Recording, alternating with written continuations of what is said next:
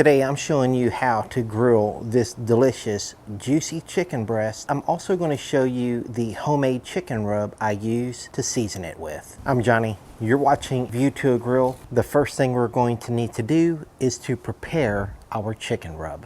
In order to make our chicken rub, you're going to need an all-purpose rub as your base. And here I have the ingredients to mine. Now you're also going to need some lemon pepper, Italian seasoning, poultry seasoning, and paprika. Now let's get 5 tablespoons of that all-purpose seasoning in a jar.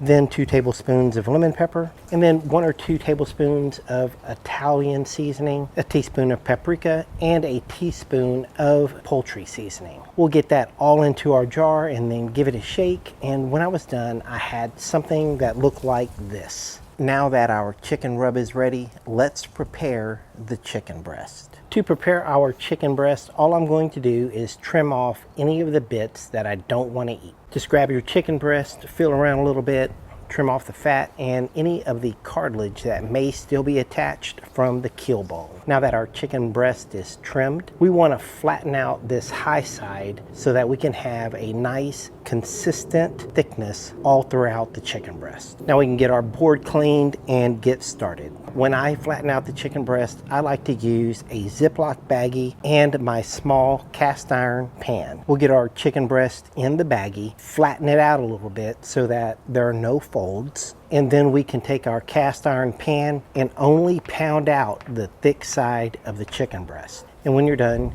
your chicken breast should be a consistent thickness from one end to the other. Here are our 3 chicken breasts, and you can see that the one in the middle is not quite as large as the 2 on the ends.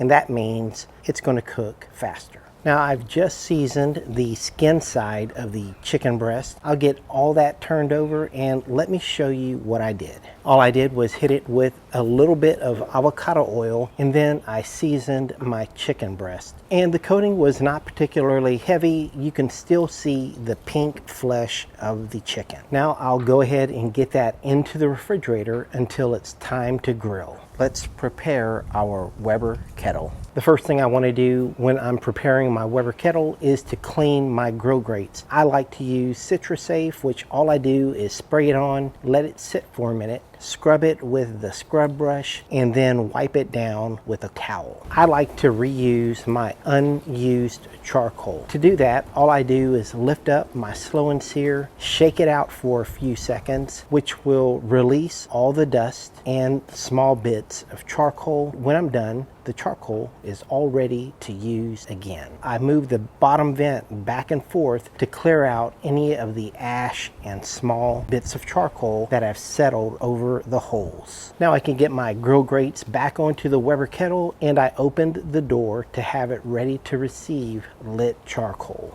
Our Weber kettle is ready to go, so let's start the fire. Since I have about a half of a slow and sear full of used charcoal, I'm only going to be using a little more than half of a full chimney starter. Now there are many ways to start up your chimney starter. I like to use these fire cups. We get the fire cup lit and then set the chimney right on top. And then when you see a little bit of ash over on your new charcoal, then you know it's time to get your lit charcoal into the Weber kettle. And then here's why I like these fire cups. It's because look at this one. It is still going strong. Now I'll just move the lit charcoal around so that it can light up the unlit charcoal evenly. I'm also going to preset my vents. I'll close the bottom vent all the way to the 3rd oval from the left, and then I'll open my top vent to about 3/4 open. And then just for some time reference, it is now 2:21. Our fire is ready. Now let's get the chicken on. We let the Weber kettle preheat for almost 10 minutes. It is now 2:30. We'll get the lid open, spread the charcoal around for even heat distribution, and then get our chicken onto the indirect side of the grill.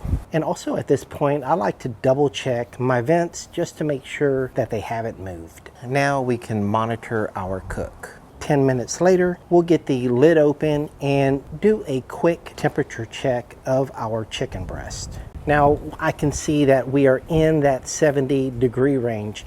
So at this time, I'm going to get the lid closed and I want to raise the temperature up to my Weber kettle. I'll go ahead and open my top vent all the way and my bottom vent all the way as well. This time I'm only going to give the chicken about 5 minutes. We'll get the lid open and start our sear. Today I'm going to be using my barbecue forks because I want to show you a few tips and tricks that I use when using a barbecue fork. The first thing I want to do is spray just a little bit of avocado oil on the grill grates. I'm going to start with the 2 larger pieces of chicken just because I know they're going to cook for about the same duration. I'll get the lid closed and then I'm going to start my stopwatch and I'll give this chicken 1 minute. It's been a minute. Now we'll get the lid open. Now, how do we get an even color? All we're going to do is swap the chicken position and give each chicken breast a 90-degree turn. Now let's get the lid closed and set another timer for 1 minute. Minute's up. Now watch what I do with the fork. You can pop your chicken loose in case it's sticking. Put your fork under the chicken breast, push the tines of the fork up, and you can see that that chicken breast pops loose. You can even flip your chicken breast with your fork. You don't have to necessarily stab it all the time. Now get the lid closed and set another timer for 1 minute.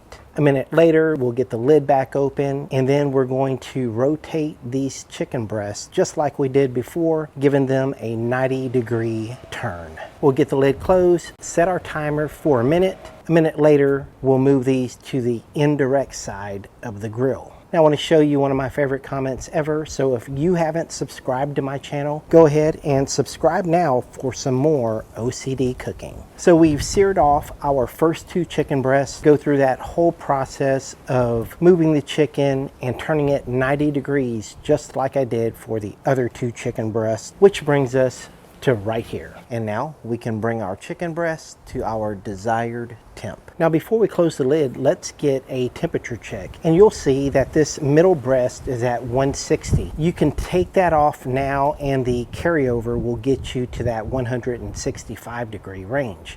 But my wife likes her chicken a little more well done, so I'm going to leave that one there, close the lid, and now, as you can see, it is 3 o'clock. Opening and closing your lid so much can cause that top vent to move. So I want to recheck that and make sure it is still open. It is now 3:05. We're going to open the lid and check our temperature again. And you can see that the temperature on the larger breast moved up about 10 degrees. This center breast, I'm going to go ahead and remove it. I'll get the lid closed and we're going to bring the 2 larger breasts up to our desired temp. Since we gained about 10 degrees the last time we closed our lid, I feel comfortable just letting these go another 5 minutes. Hey Siri, set a timer for 5 minutes. 5 minutes, starting now.